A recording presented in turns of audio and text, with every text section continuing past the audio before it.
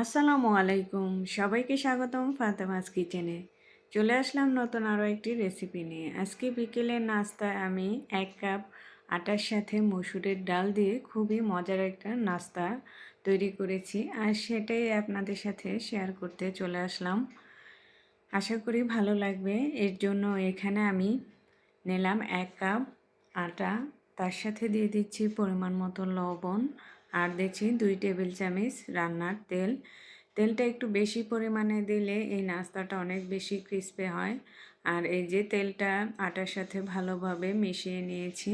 এখন অল্প অল্প পানি দিয়ে সফট একটা ডো তৈরি করে নেব। এখানে আমি কুসুম গরম পানি ব্যবহার করেছি, আর কুসুম গরম পানিটা দিয়ে ডোটা তৈরি করলে নাস্তাটি খুব বেশি ভালো হয়। আর ডোটা কিন্তু রেডি হয়ে গেছে। এখন উপরে একটু তেল ব্রাশ করে এটাকে 10 মিনিট রেস্টে রেখে দেব। 10 মিনিট পর ফিরে আসলাম। ডোটা কিন্তু অনেকটাই সফট আর নরম হয়ে গেছে। এখন এখানে আমি লেচি কেটে নেব। আর এখন এই লেচি থেকে আমি একটা বড় করে রুটি বেলে নেব। আমরা যেভাবে নর্মাল রুটি বেলে থাকি সেইভাবে আমি একটা বড় করে রুটি বেলে নেব। আর এই নাস্তাটা তৈরি করা যেমন সহজ, খেতে কিন্তু খুবই মজার হয়। আর এই যে এদিকে রুটিটা বেলা শেষ। এখন আমি একটা ছুরির সাহায্যে রুটির সাইডটা কেটে স্কোয়ার শেপ করে নিয়েছি।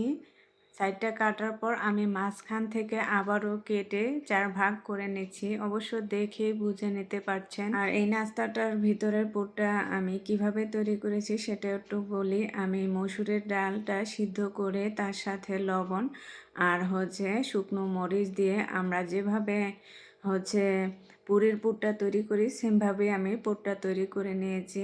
আর এই যে এদিকে কিন্তু আমি একটা নাস্তা রেডি করে নিয়েছি। আপনাদের বোঝার জন্য আমি আরও একটা নাস্তা তৈরি করে দেখাবো।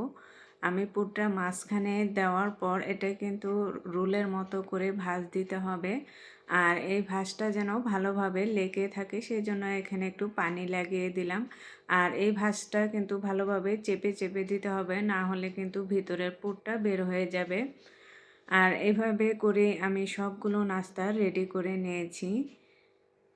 এই যে সবগুলো নাস্তা রেডি। এখন চলে যাব আমি ভাজতে। এখানে আমি প্যানে আগেই তেল গরম বসিয়ে রেখেছি। তেলটা যখন গরম হয়ে এসেছে তখন একে একে আমি নাস্তাগুলো তেলের মধ্যে দিয়ে দিচ্ছি। আর একটু সময় নিয়ে এই নাস্তাগুলোকে ভেজে নিতে হবে। আর এই নাস্তাটা বিকেলে চায়ের সাথে খেতে কিন্তু ভীষণ ভালো লাগে। আর আমার বাচ্চারাও খুব পছন্দ করেছে এই নাস্তাটা। আর এই যে নাস্তাগুলো কিন্তু উল্টে পাল্টে আমি ভেজে নিয়েছি। যখন এই কালারটা হয়ে আসবে তখনই আমি নাস্তাগুলোকে নামিয়ে নেব। আর আজকে আমার এই নাস্তার রেসিপিটি কেমন লেগেছে অবশ্যই কমেন্টস করে জানাবেন। আর এই যে এখানে সবগুলো নাস্তা ভাজা হয়ে গেছে, এখন আমি পরিবেশন করে নিচ্ছি। আর এটা সস দিয়ে খেতেও কিন্তু ভীষণ ভালো লাগে। একটু ভেঙে দেখে দিচ্ছি ভেতরটা কেমন হয়েছে। আজকে এই পর্যন্তই। আবারও চলে আসবো নতুন কোনো রেসিপি নিয়ে। সেই পর্যন্ত সবাই ভালো থাকবেন, সুস্থ থাকবেন। আল্লাহ হাফেজ।